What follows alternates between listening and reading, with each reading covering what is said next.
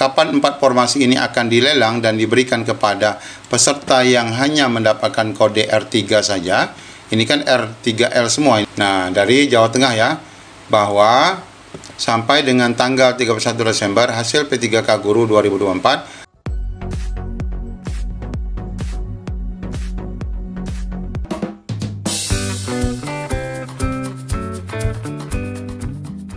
ya. Baik Bapak Ibu, di video kali ini kita akan membahas 2 informasi terkini. Yang pertama berkaitan dengan Bapak Ibu yang tidak mendapatkan kode L. Kita akan melihat bagaimana mekanisme optimalisasi. Di video sebelumnya sudah kita dengarkan paparan Pak Suharmen, tapi di sini kita akan lebih spesifik lagi membahas dan menunjukkan formasi-formasi sisa yang bisa dijadikan optimalisasi formasi. Di mana dengan optimalisasi ini rekan-rekan yang saat ini hanya mendapatkan kode R2 atau R3 tanpa kode L, nah nanti akan diberikan kode L karena rekan-rekan akan dijadikan full waktu dari sisa formasi ini. Dan kemudian informasi kedua berkaitan dengan jadwal info untuk pengumuman P3K Guru, kita sudah dapatkan juga bocorannya. Untuk info lengkapnya ikuti video ini sampai selesai.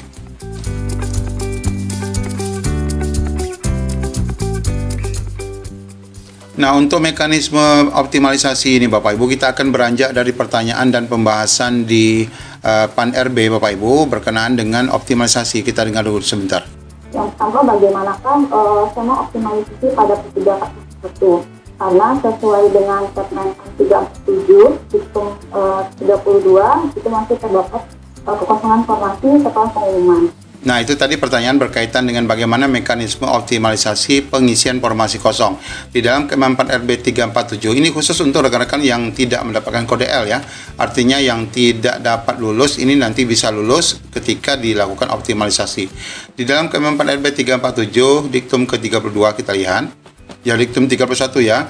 Dalam hal masih terdapat kebutuhan yang tidak terpenuhi setelah Diktum ke-30 diberlakukan, yaitu penempatan rekan-rekan yang sudah lulus, maka kebutuhan dapat diisi dari pelamar pada jabatan dan kualifikasi pendidikan yang sama dari unit penempatan lokasi berbeda dengan ketentuan urutan kelulusan sebagaimana dimaksud pada Diktum ke-30 pula.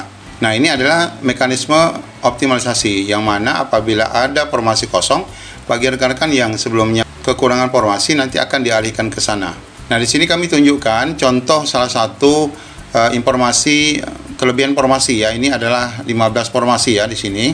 Nah, namun peserta yang dinyatakan lulus di sini hanya ada 11 orang. Berarti di sini ada sisa 4 formasi. Kapan 4 formasi ini akan dilelang dan diberikan kepada peserta yang hanya mendapatkan kode R3 saja? Ini kan R3L semua.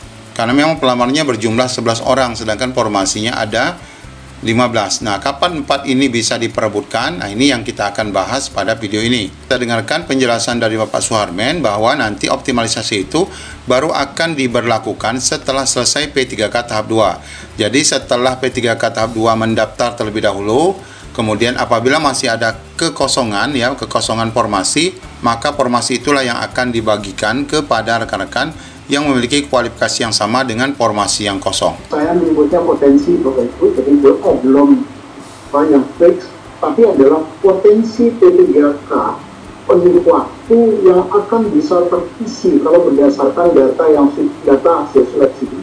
Itu sebanyak 680.124 formasi. Jumlah ini akan bertambah.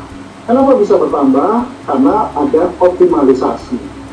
Tetapi juga ada potensinya kebetulan. Kenapa? Karena kemudian yang lulus seleksi kemudian tidak mau mengambil formasi kelulusannya. Berarti pada saat yang bersangkutan mendaftar di P3K tahap 1 kemarin, yang bersangkutan masih gagal memilih. Jumlah potensi ini tentu akan bisa berubah.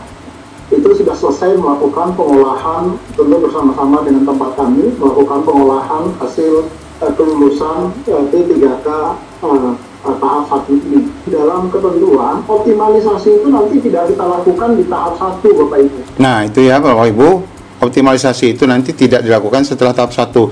Jadi Bapak Ibu yang sekarang yang tidak mendapatkan kode L ini memang harus menunggu ya. Bahkan pengusulan Bapak Ibu menjadi part time pun akan menunggu rekan-rekan seleksi tahap 2 diumumkan. Jadi kemungkinan Bapak Ibu diusulkan menjadi paruh waktu itu setelah pertengahan tahun ya. Karena nanti setelah selesai tahap 2 dilakukan optimalisasi dulu. Bisa jadi rekan-rekan yang tidak mendapatkan kode L nanti akan mendapatkan kode L. Nah, sisanya itulah baru diusulkan menjadi part time ataupun paruh waktu. Tetapi optimalisasi itu pada dasarnya akan kita lakukan di tahap 2 untuk mengoptimalkan. Jadi yang di tahap 1 ini kita baru mengolah SITIS dulu. Jadi yang 680.124 itu adalah yang benar-benar lulus seleksi atau memenuhi peringkat dan masuk di dalam P3K penuh waktu. Nah, jadi Bapak Ibu, walaupun nanti dilakukan optimalisasi itu di tahap 2, tapi rekan-rekan yang tahap 1 itu tetap akan mendapatkan prioritas untuk dioptimalisasikan terlebih dahulu. Ya jelas ya Bapak Ibu, semoga kita nanti rekan-rekan yang belum mendapatkan kode L, semoga nanti rekan-rekan mendapatkan afirmasi berkaitan dengan optimalisasi ini. Kemudian informasi kedua ini untuk informasi bocoran, kapan sih jadwal pengumuman seleksi P3K untuk tenaga guru. Ini kita dapatkan informasi dari BKD, bahwa jadwal pengumuman hasil P3K guru, buat yang nunggu, hasil seleksinya masih dalam proses dan belum diumumin ya. Tapi jangan khawatir, tetap pantau update-nya. Ini khusus informasi dari Jawa Tengah nih, BKD Jawa Tengah. Tapi pada prinsipnya sama Bapak Ibu, tidak ada satupun memang yang telah mengumumkan ya, menindaklanjuti pertanyaan dari peserta terkait pengumuman hasil P3K guru. Bersama ini kami informasikan perihal hasil seleksi P3K jabatan guru yang sampai dengan saat ini belum diumumkan, maka informasinya ada di sini pengumumannya berkenaan dengan mengapa sih P3K guru itu belum diumumkan. Nah, di sini disampaikan. Nah, dari Jawa Tengah ya, bahwa sampai dengan tanggal 31 Desember, hasil P3K Guru 2024 sedang dalam proses pengolahan dan integrasi nilai oleh Panselnas.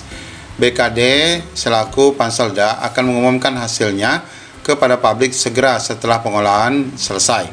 Kami himbau kepada seluruh pelamar agar terus memantau informasi di BKD ataupun di laman BKD masing-masing ya. Meskipun ini informasi dari BKD Jawa Tengah, tapi pada prinsipnya sama bagi Bapak Ibu untuk P3K guru tetap menunggu dan memantau, karena memang tidak ada penundaan pengumuman sampai dengan lini masa terbaru, tetapi ini akan terus berlanjut meskipun sudah memasuki tahun 2025. Demikian dua informasi update kali ini berkenaan dengan optimalisasi bagi rekan-rekan yang belum mendapat kode L dan rencana pengumuman untuk P3K guru yang sebentar lagi juga akan disampaikan. Demikian, Assalamualaikum warahmatullahi wabarakatuh.